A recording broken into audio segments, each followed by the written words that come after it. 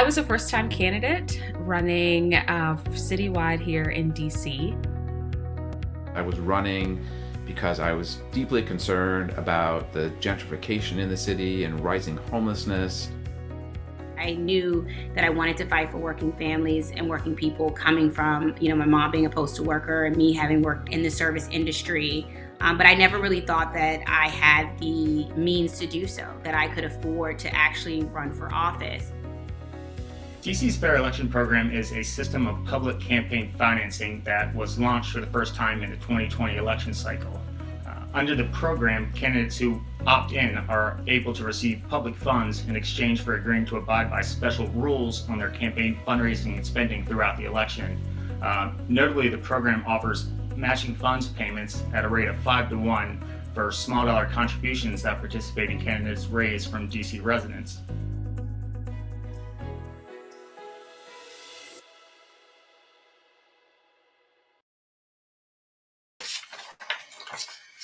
Welcome to Funded by the People, what we learned from DC's Fair Elections program.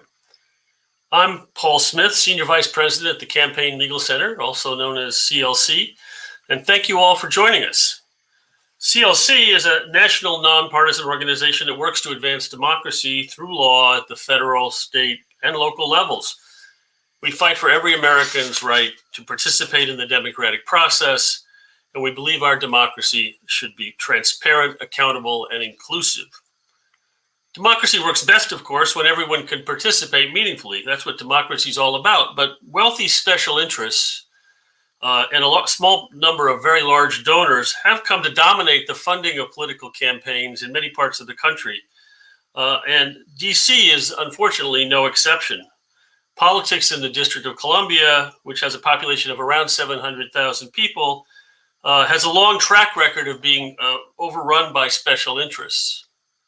That said, DC took a major step toward a more inclusive democracy with the launch of the Fair Elections program in 2020, an innovative system of public campaign financing intended to fundamentally transform the district's electoral process.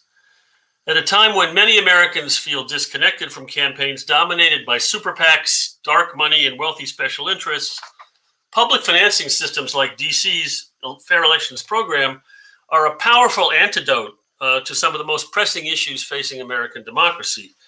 CLC has just released our new report, Democratizing the District, CLC's Fair Elections program in 2020. An analysis of the program, and you can access that report on our website or with the link provided in the comments section. Today, in this program, experts and advocates in public financing will discuss the report, the benefits of the program, how public financing helps shape DC's most recent election, and solutions that can help implement and improve public financing programs, not just in the DC, but around the country. Now I'd like to turn it over to our moderator for the program today, Kelley, to introduce the members of today's panel. Thank you, Paul, and thank you everyone for joining us this morning. My name is Kelley. I'm the Senior Director of Policy and Strategic Partnerships at CLC. Before I introduce our panel, just a few housekeeping items. We will start with question and answer after the panel discussion. Please go ahead and use the comment section on Facebook or YouTube to submit your questions to members of the panel. We will do our best to get to each question, but in the interest of time, we may not be able to get to every question. If we do not get your question and you're a member of the press, please email your questions to media@campaignlegal.org. If you're a member of the public and we are not able to get to your question, please email info@campaignlegal.org. Now to introduce today's panel. Austin Graham serves as legal counsel at CLC, where he concentrates on efforts to improve campaign finance regulation and electoral integrity around the country. He works closely with state and local stakeholders to formulate legislation, advance money in politics reform objectives. Next is Craig Coleman, PhD. Craig is a Capitol Hill lobbyist on ethics, lobbying, and campaign finance reform at Public Citizen. He is the author of the report, Small Donors, Fair Elections, The Changing Nature of Financing DC's Elections, which he recently presented to the American Political Science Association. And finally, Jeremiah Lowery is the chair of DC for Democracy and a former candidate for city council in the District of Columbia. And I would like to add that all three organizations represented here, CLC, Public Citizen, and DC for Democracy, works closely together to enact the DC Fair Elections Program. It's very nice to be here with all of you to discuss how the first election cycle went. Thank you for joining us today.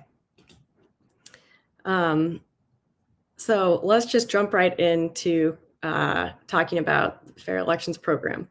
Austin, I'm wondering if maybe you could just start with a quick base setting about what is public financing and why jurisdictions are considering public financing.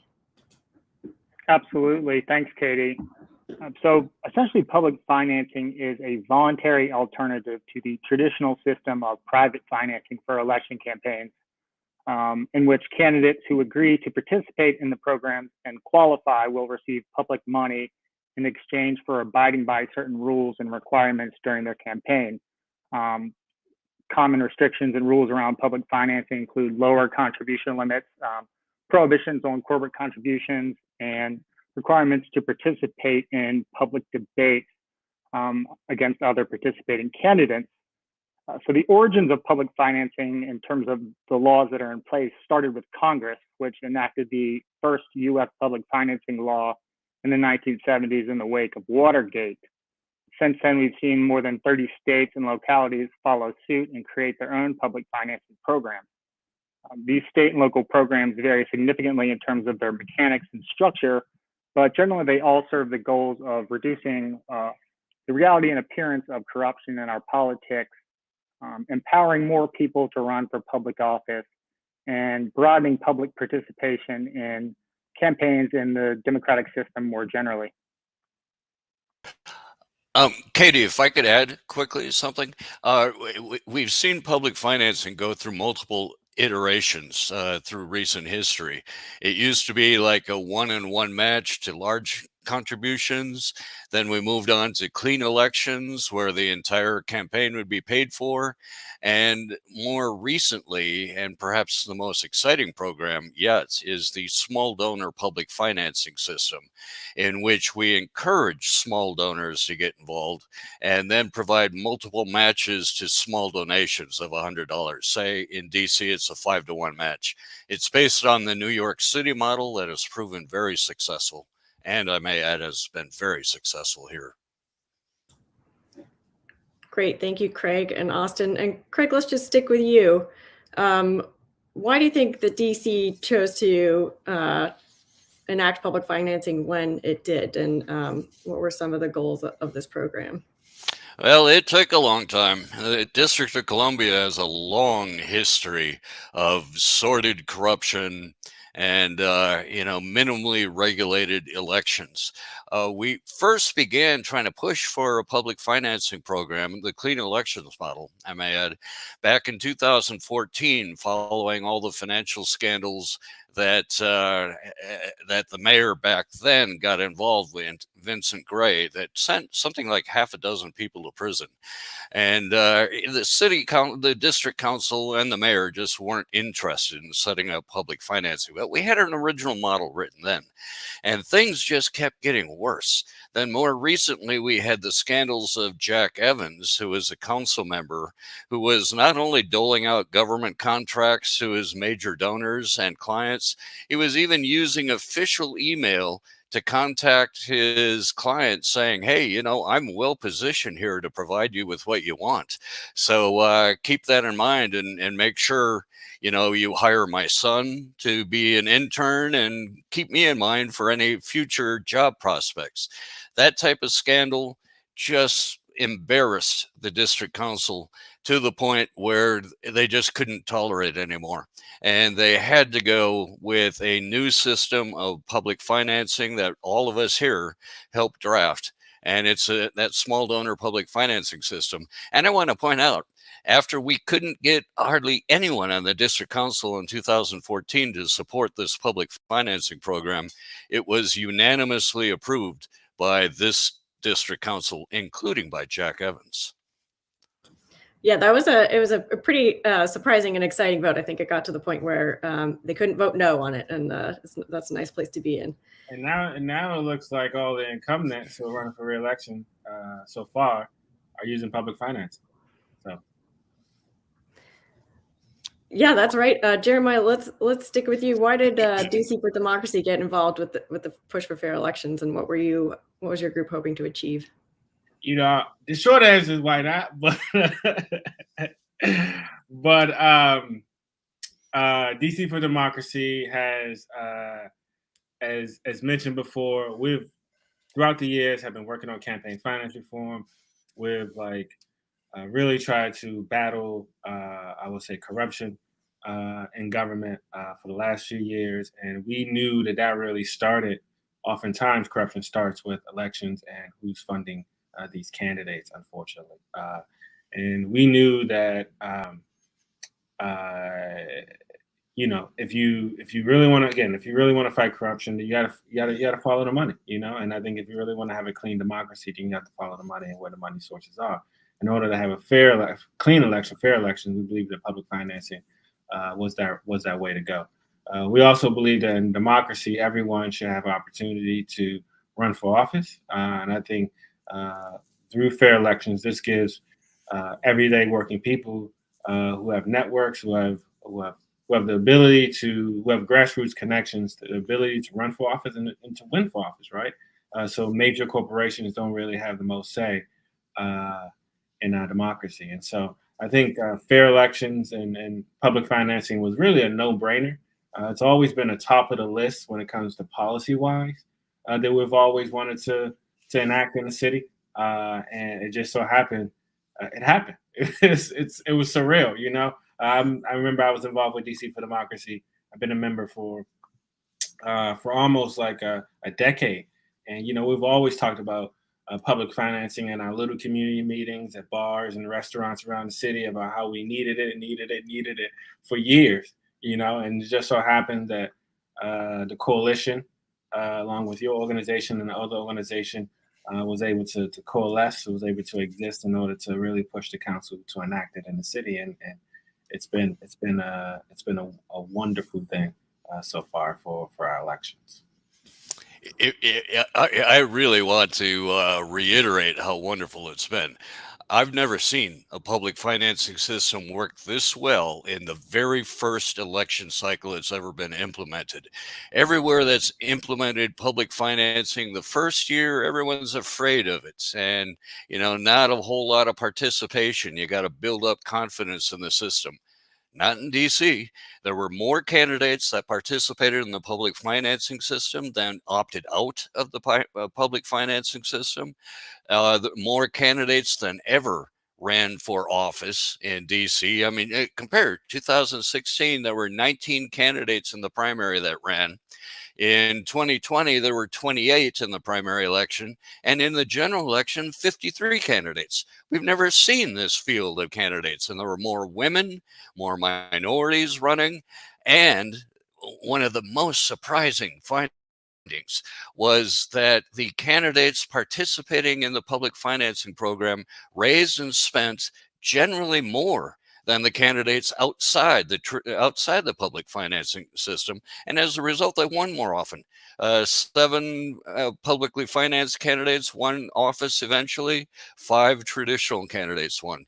So this has been a remarkable performance that we've seen in the very first year. Thank you, Craig. Yeah, I think that the goal of a lot of these programs is to ensure your publicly financed candidates are competitive. It's one thing to have the availability of public funds, but you want them to win too if people are deciding to run publicly financed campaigns. Austin, CLC is releasing a report today. I'm wondering if you could share some highlights from what we found in our analysis. Yeah, absolutely. And CLC's report focuses exclusively on the DC council races from 2020. So our data doesn't include contributions from the Board of Education races. But what we found was that there was really strong small donor participation from individuals across the district. Fair election candidates in particular raised the great majority of their money from small dollar contributions given by residents of DC, which is a really core goal of the program. And not only did they raise more small dollar contributions, they raised more contributions on average than did candidates for council who opted not to participate in the candidate. Fair election candidates raised an average of $44 per contribution compared to over $200 per contribution for non-participating candidates for council. And in terms of where these contributions were coming from, we saw some really impressive increases in donor participation in DC communities that historically have been underrepresented in the campaign finance system. What we found was that some of the zip codes with the largest increase in donors have populations that are more than 90% people of color, which was a really encouraging finding. And then in terms of candidate participation, like Craig touched on earlier, there was really good buy-in, especially considering this was the first go-around with public financing in DC. And candidates who did participate in the program were able to run really effective and competitive campaigns against their privately financed opponents who were still taking corporate money and still taking traditional PAC money, which the fair election candidates weren't allowed to take. And then I think it's really telling that for the ultimate outcome of the council races, half the seats were won by candidates who participated in the fair elections program. And sorry, I keep adding on things, but I'm quite excited about how this program worked. Think about the implications of what Austin just said. I mean, small donors became the primary source of campaign contributions in the 2020 election. Compare that to the previous elections when literally 2/3 of the donors were large donors, giving more than $1,000. Do you know what that does? That switches who the district council and the mayor become accountable to. It switches them away from the major donors and business interests and PACs to small donors who gave like an average of $35. It just changes the whole system of who the DC government's going to be accountable to. And that's pretty exciting. We share your enthusiasm, Craig. We don't mind you chiming in here with more excitement for the numbers and what this did for DC elections. And what you're saying too about changing who office holders are accountable to and who they're asking to get money from, I think is really important. Jeremiah, I'm wondering if you could say more too about what your group saw in terms of how the program affected campaigning and and who was being asked for money. What did you see? We'd love to get some on the ground perspective from 2020. Absolutely. I think, when the candidates now running for office, as mentioned before, right? Like in the past, they've had to spend a lot of time talking to big donors, talking to, CEOs and LLCs and stuff of that nature and asking for their money and their donations. But now they have to ask average citizens, right? Like, hey, can you donate $5? Can you donate $20? Like, I need your vote and I need your support for this campaign. Like, they have to ask a lot of people to support their campaign and actually have to run a legit grassroots campaign. I was talking to a candidate who used public financing in the last term, and this candidate was saying that I had to talk to more people than I've ever had to talk to. And that's a good thing, right? Like he had to go through his contacts and talk to aunts and uncles and moms and neighbors about why this campaign matters and why they should be investing in that campaign. And in the past, right, like you had to talk to one LLC or two LLCs, get them to donate to your campaign, and they fund the whole thing. And who they're going to listen to when they get elected, right? But now, like, that is really shifted, right? Like, because now, like, you have to actually campaign in a way where you hear more voices, and I think that matters a lot, And I think we've seen that shift in how people are legislating as well. Elected officials are more bold. they tend to listen to more voices when they're making decisions around what to vote for, and I think that's a good thing.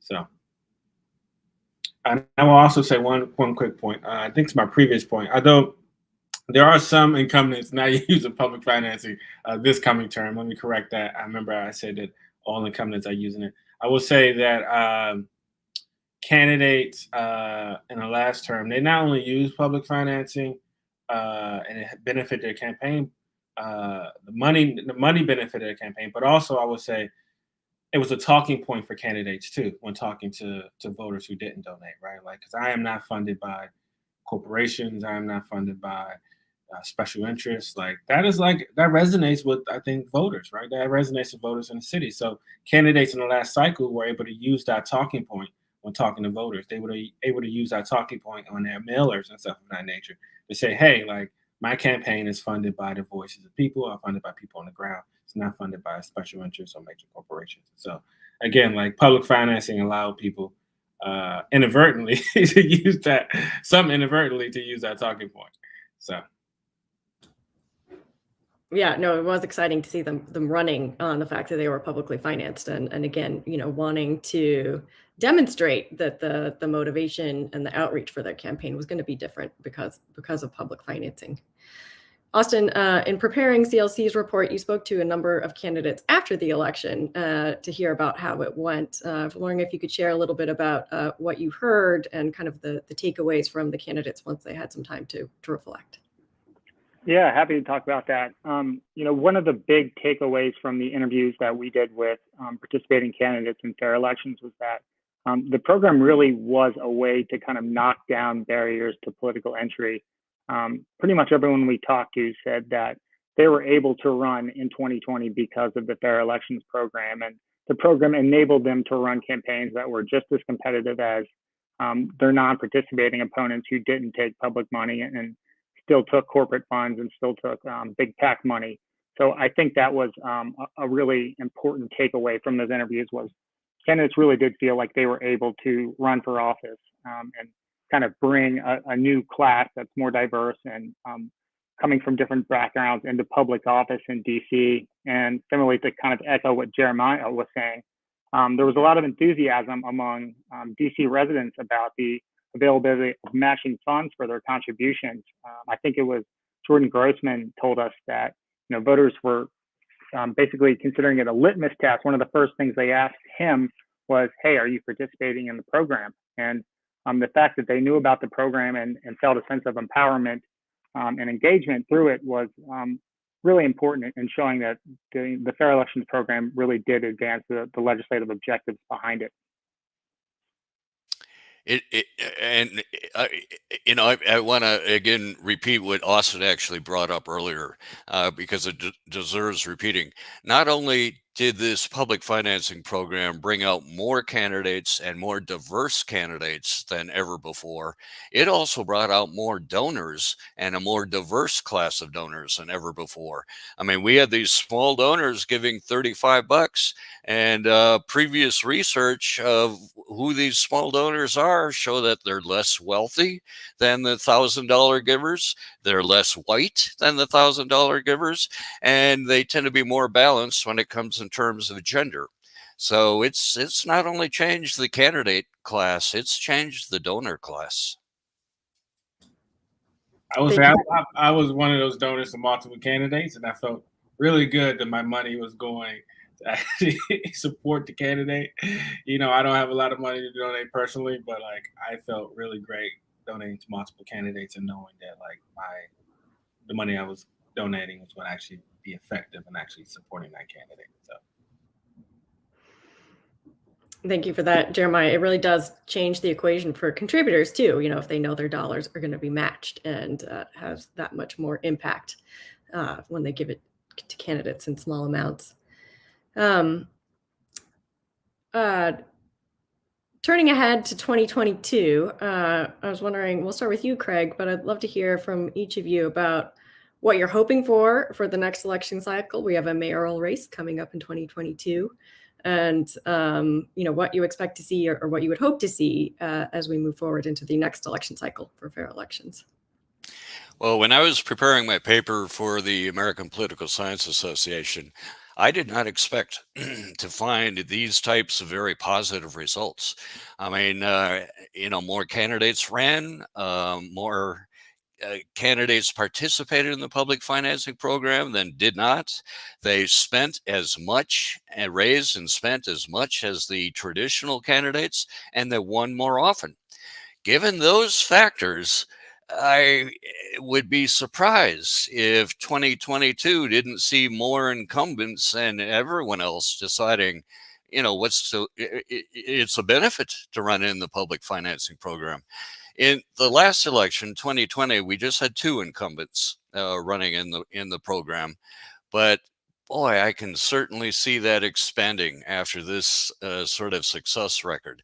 I do want to point out there's always a question because in 2022 we're going to have the higher finance offices, mayor, attorney general, and president of the district council running. So it will tend to be higher finance, but this public financing system is designed to keep up with that kind of money.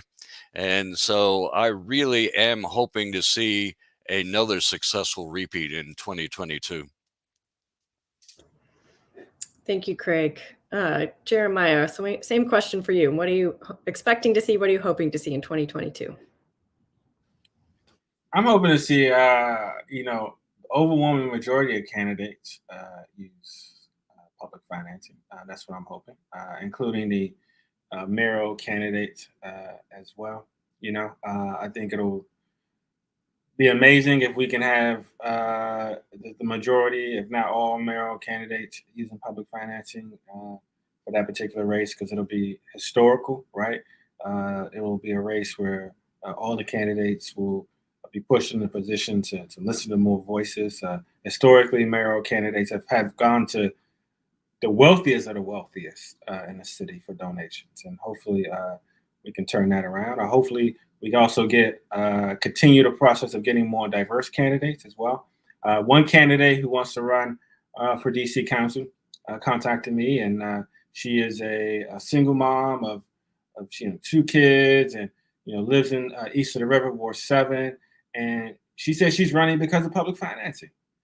She wouldn't have run without public financing.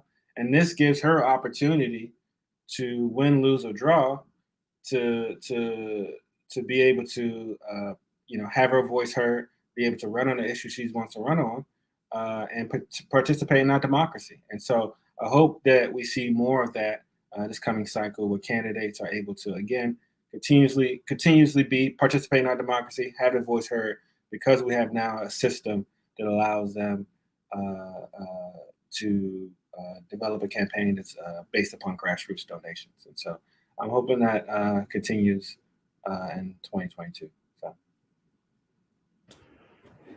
Thank you, Jeremiah. Austin.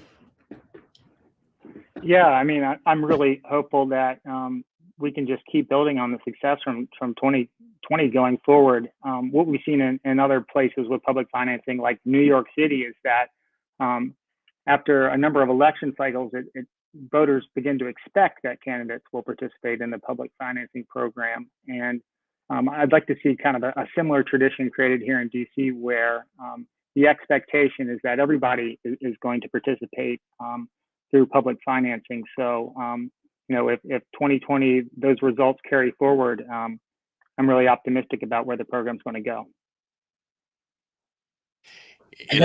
It's interesting you bring up New York City, because this program here was administered by the Office of Campaign Finance, which had no experience whatsoever with public financing.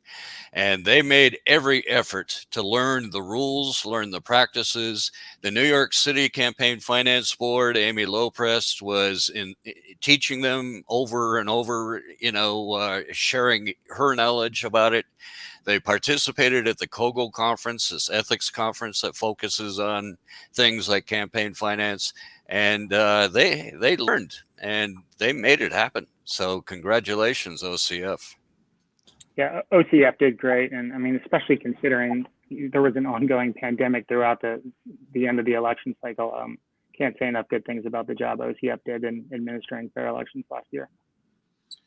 I will also say one quick thing. I've noticed currently when I look on, like, it's anecdotal, when I look on Twitter and I look on listservs and I see candidates announcing they're running for office, I look in the comments or responses and, like, voters are asking them, are you using public financing? You know? So I hope that continues because we know that, like, for voters, you know, folks not running for office, like, they want to see their candidate, more and more voters want to see their candidates using this system, you know, asking their candidates, are you using this system? And so I've noticed that more and more candidates are actually it's one of the first questions that are being asked of candidates, of voters, are you using public financing? Because right there, that sets the tone of where that candidate is going. So I definitely would like to see more and more of the public holding candidates accountable to using the system as well. So. Well, it sounds like the change in expectations is already happening even after one election cycle. So that's pretty exciting in terms of what voters are expecting and wanting to see from candidates in DC now. Final question before we switch to questions from the audience. Having worked on enacting public financing, these groups were also involved in the implementation phase with OCF. And again, my compliments to OCF on making the implementation a process where the community members could be involved and helping them think through the challenges of enacting a new program like this. They did a great job. So from these three groups' perspective, any recommendations or thoughts that you would share with other jurisdictions considering public financing programs or looking to do this in their communities? And Craig, I'll start with you. Well, I think the experience here in DC and New York City shows that the small donor public financing system is the best model to go with. So any jurisdiction that is contemplating going with a public financing system, I recommend they take a look at how the small donor programs work, both here in DC and New York City and elsewhere, and follow that route. The beauty of the small donor public financing system is it actually brings in people who don't have much money. A clean election system, which I used to always favor, eliminated all private money altogether, which was good. Except now I see with the small donor public financing system, it actually brings in people who don't have a lot of money participating and determining who's going to be elected to public office. And so I would recommend jurisdictions follow that model. And there are lots of people who can help make that model work. From New York City, now OCF, DC, the COGO conference. There's a lot of people who are enthused about the small donor public financing system and want to share their knowledge to help make it work elsewhere. Thank you, Craig. Jeremiah. I will say investing in our democracy was a worthy investment here in Washington, D.C. It has, as mentioned before by the panelists, has gotten more people involved in our democracy when it comes to being able to donate, being more engaged. This program has done wonders for Washington, D.C. It has got more candidates to run for office, contemplate running for office. And so, I would highly recommend it. If you have any doubts whatsoever, talk to candidates here in Washington, D.C. who have used the program. Talk to voters who have donated to the program about how it's impacted them. And you will definitely see why this program has been so beneficial to the district. And yeah, there are plenty of stories. Feel free to contact me. I have plenty of stories of talking to people contemplating running or this coming term, who have never would have thought of running ever before, but now they have a system that allows them to be competitive and allows them to have their voice heard. And that's the public financing system. And so for any state or city that's contemplating using it, feel free to contact the folks in DC and we'll definitely give give you our opinion, but the program has been amazing in the city, and so I would highly recommend it. Thank you, Jeremiah. And Austin, you can close it out on this question. Any thoughts for those considering public financing? Yeah, I think it's important to keep in mind that, the success of these programs is partly dependent on really tailoring the system to the needs of campaigns and communities within that particular location. And I think that was something that DC did particularly well in kind of building a legislative record and designing a program that really addressed the issues that needed to be addressed within district politics. And just wanted to hit on a couple themes and principles we've seen across the successful programs. And one of those is that public education and outreach is really key, especially early on for public financing programs. An effective and broad outreach program really helps to spread awareness both to potential candidates and the public at large about the availability of this new system for participating in campaigns and running for office.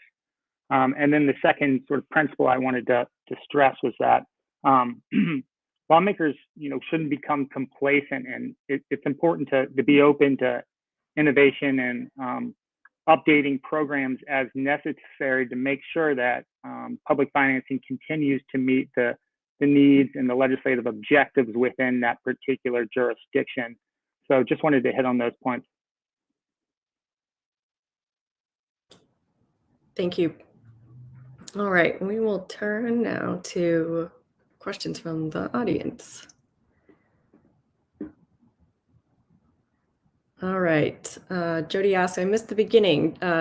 Where does the matching funds come from? Craig, can you take that one? Sure. Out of DC, it comes directly out of the DC budget itself. The District of Columbia has a very large budget for a jurisdiction of our size. And so when it comes to paying for the public financing program, it's just a small fraction of the overall budget.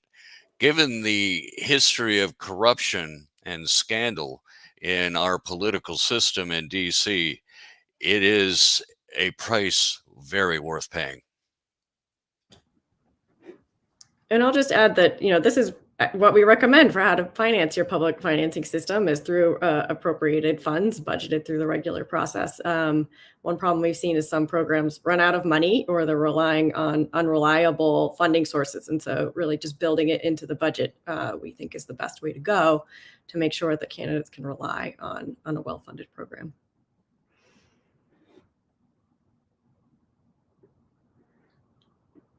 And anything else to add on that question, Jeremiah or Austin? Okay, we'll move to the next question. Has the diversity, Craig? I will offer some numbers. I mean, the program costs a total of $3.9 million in the 2020 election cycle. The DC budget is $16.9 billion. So you can see it's just a small fraction of the budget. Sorry, I was stuck on my mute button there.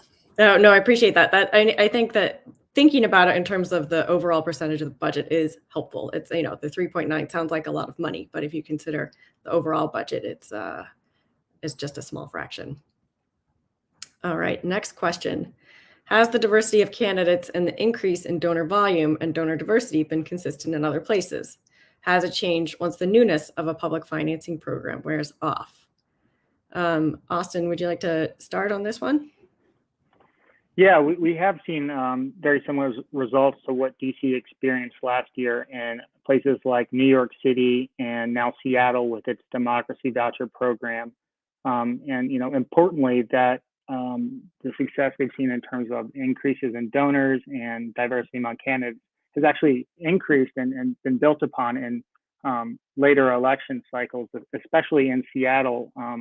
They've now run a couple cycles with their democracy voucher program, and so far each cycle has resulted in more donors than the last. So that's been a really encouraging finding from there. So I think we can expect to see similar increases in donors and diversity among candidates going forward in DC as well.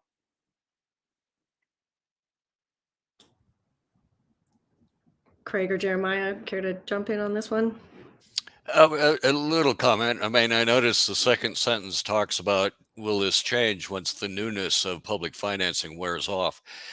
You know, to tell the truth, I am expecting public financing to become the standard way of financing DC elections.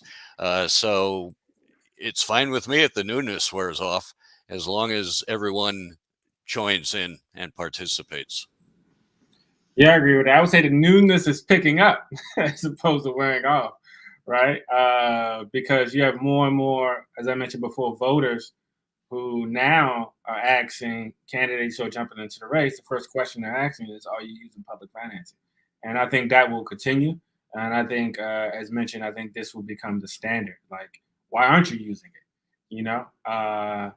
And so again, like the donor base is increasing, and so candidates tapping into that increasing donor base will continue when they run for re-election as well.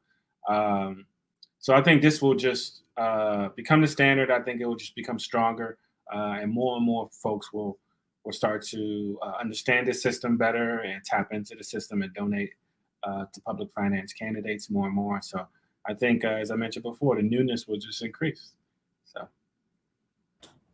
And I'll just add, when we start to see declining participation in public financing programs, it's usually because they're out of date and they need the candidates need more money, or there needs to be something else tweaked in the program to make sure that it actually remains a viable funding source for candidates. So, if it appears there is a decline in a program in terms of participation, that's a time to take a hard look and see if the program actually meets the needs of candidates and they're able to run competitive races.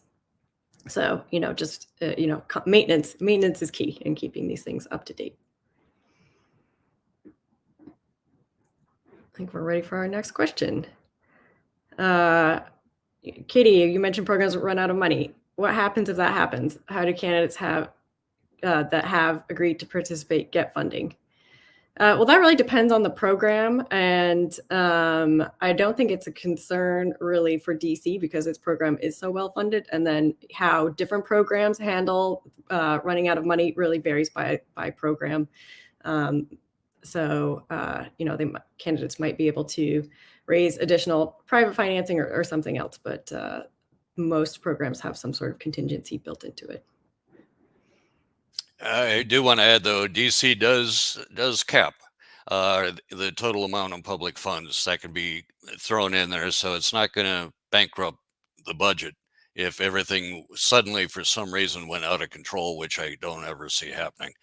But it is capped.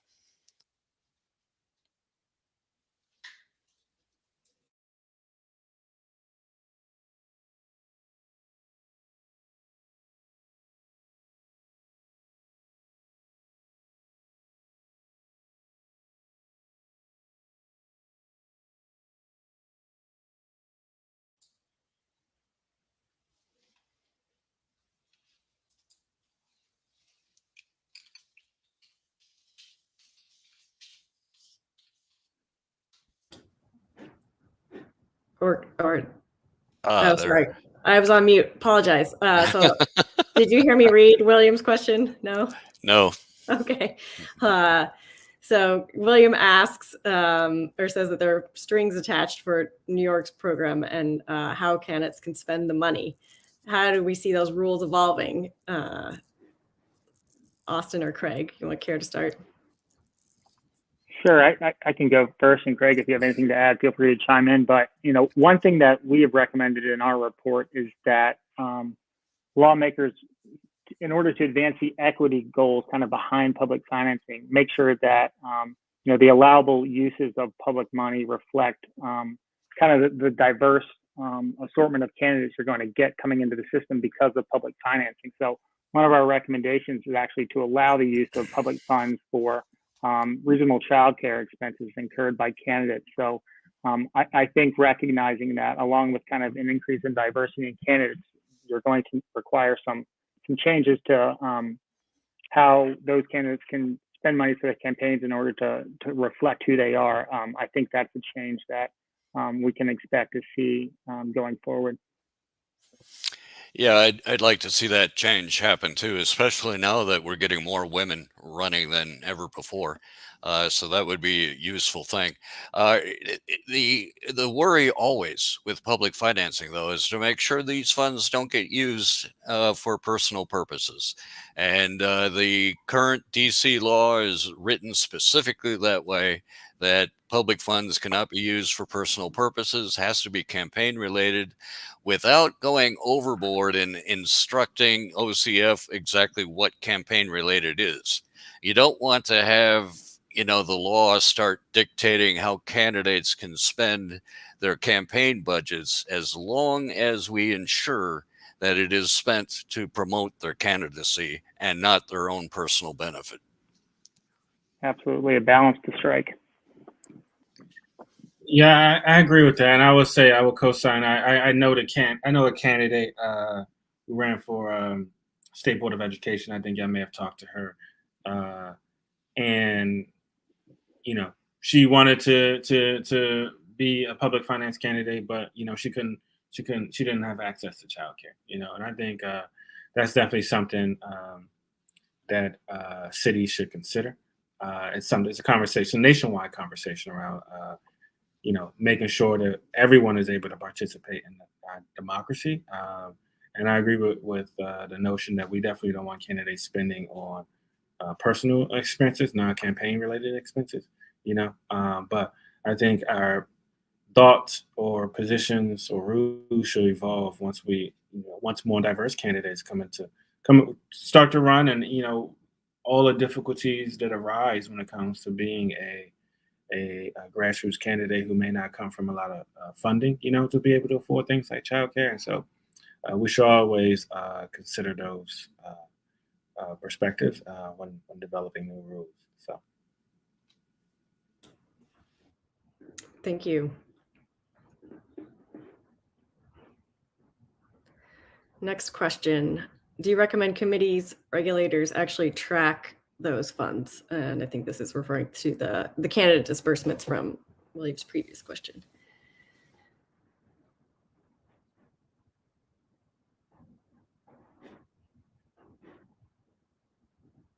And go ahead, Craig. I don't quite understand the question. I mean, these funds have to be tracked, of course, and OCF would do it. And if OCF is falling short, then groups like Public Citizen are going to do it. So of course it's got to be tracked and monitored just to make sure there are no abuses. If that's the question, I think that was the question. Yeah, maybe just Austin, explain a bit about how it works in terms of what candidates have to report and how that's tracked. Sure. Yeah, the way it works in DC is that on their regular campaign finance reports, participating candidates have to list every single expenditure that their campaign makes above $5. So that really kind of brings the transparency and accountability you need for these programs into the public forefront, and allows OCF and election officials to make sure public funds are being spent for permissible purposes. Oh yeah, and those disclosures are made publicly available online, right. So our groups can also monitor what's going on. Thank you. Yeah, I will say DC for Democracy follows it like a hawk, like every single time. So we definitely know what candidates are spending this money on. So, yeah. All right, next question. Where did the idea for public financing come from? How did it start in America? Austin, you touched on this at the beginning, but maybe say a little bit more about the origins of public financing. Yeah, sure. Well, I believe kind of the concept of public financing for election campaigns actually originated in the progressive era in the early 20th century. It was kind of one of the laudable reforms that came out of that era. But the first actual program to be put in place was at the federal level. Congress created a system for presidential campaigns that technically still exists today, but it is seldom used by candidates in part to kind of go back on a point we touched on, in part because Congress has not updated the program to kind of reflect the modern costs of running a campaign. So we have not seen strong participation at the federal level among presidential candidates, but that was the first program in existence. At the federal level, there were a number of experiments at state levels prior to that. And it was kind of funny trying to kick off that federal system. That's the federal system is financed by a tax checkoff. And the IRS decided they weren't actually going to automatically. This is a side story, but I happen to know it, so I'm telling it. The IRS decided they weren't going to put it right on our tax forms that we now see. Do you want to check off $3 to the public financing program? Instead, they required taxpayers to have to submit a separate letter saying, I want to have some of my tax money checked off for that, which of course nobody did. So the senators who were behind the public financing program sat down with the director of the IRS. I was like, come on, guy, you've got to put it right on the tax form so taxpayers know what to do here. And that happened. And then the default to yes, once it was a TurboTax issue. That was another big win. All right. Thank you, Craig and Austin, for that. Any other questions from the audience? If a community wanted to adopt public financing, how would they make that happen? Austin, I know this is something you've spent a lot of time looking at. Yeah, sure. And one common thing that we've seen, including in DC, is, kind of one of the first steps is you see sort of local coalitions emerge that really become the champions of this issue. And DC had its Fair Elections Coalition that really was involved from cradle to enactment with the Fair Elections Act, and then similar experiences in other localities where kind of the impetus for these programs starts, at the grassroots and then proceeds to, the relevant legislative body. And, in DC, even after the Fair Elections Act was passed, the DC Fair Elections Coalition remains very active in helping to ensure that OCF successfully administers and implements the program. So, that's a common track we see in terms of how these laws are actually put in place. Frequently, unfortunately, many of these systems ride on top of scandals.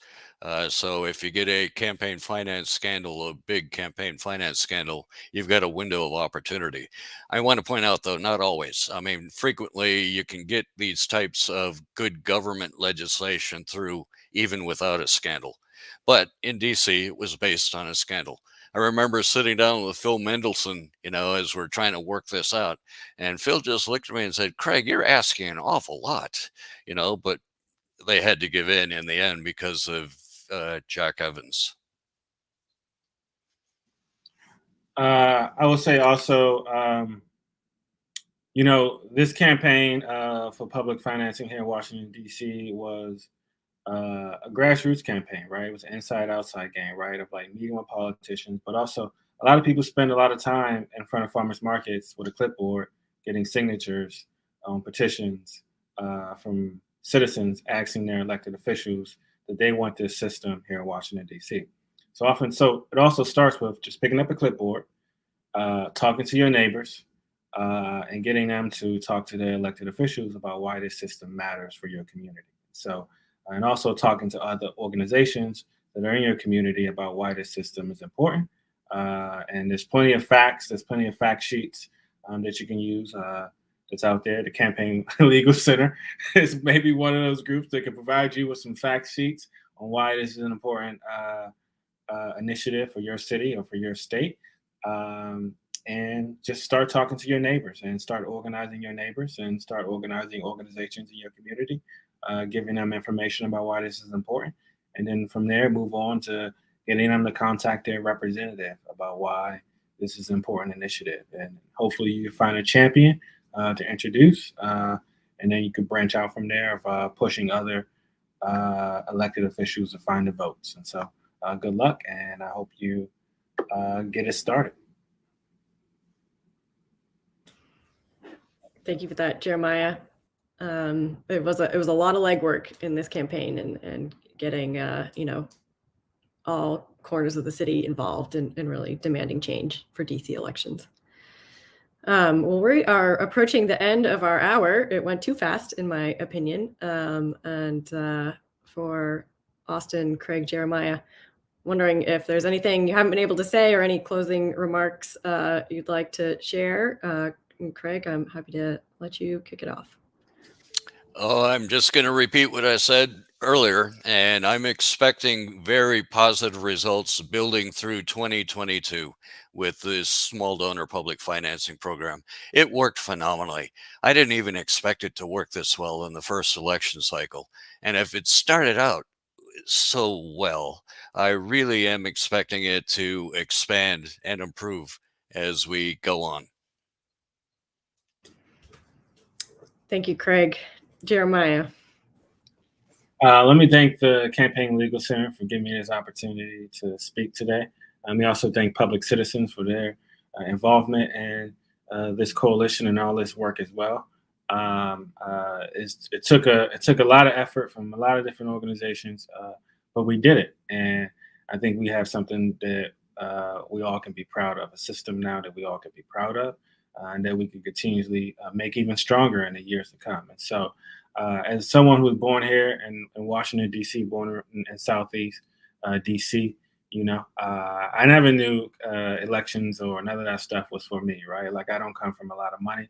And I knew other people who want to run for office who don't come from a lot of money. But now that we have this system in place, I'm hearing voices from people I grew up with who now say they can run for office, that we finally have a system for which they're able to finance their campaign in a grassroots style. And so it's transformative. It's amazing. And, I can't speak even, if I could speak more highly of it, I would, And so, again, I think this is something I hope we can have for every city and every state in America. And hopefully one day we will. But it starts with at home. It starts with our community. And so we made it happen, and I wish everyone luck who's listening today who wants to start campaigns in their communities as well. So thank you. Thank you, Jeremiah. Austin, final thoughts? Yeah, it's DC's results are just further evidence that public financing is an effective reform to reorient campaigns kind of away from the big special interest money and back towards the people. And I hope that lawmakers in other states and cities are paying attention to what's happening here in DC and places like New York City and Seattle with its democracy voucher program. And I'm really optimistic that we'll see some more public financing programs created in states and localities in the coming years. Thank you all. And I will just add, 2020 was a remarkable election year in so many ways. And I think that there's been a lot of appropriate focus on the things that went wrong or nearly wrong in 2020. And so I really appreciate having a success story to share with everyone and some good news to share about what can happen when local folks are involved in changing what elections look like for them and making sure that the elections and their representative government is more responsive to them. So my thanks to Austin, Craig, and Jeremiah for taking the time today to talk about the DC Fair Elections program. Please check out our report. It's now up on the Campaign Legal Center's website. If you have follow-up questions, please reach out to info@campaignlegalcenter.org. And we'd love to talk to you about the DC system or figuring out how to get campaign public financing for your city or your county. Thanks again to everybody for joining us today, and we'll talk to you soon.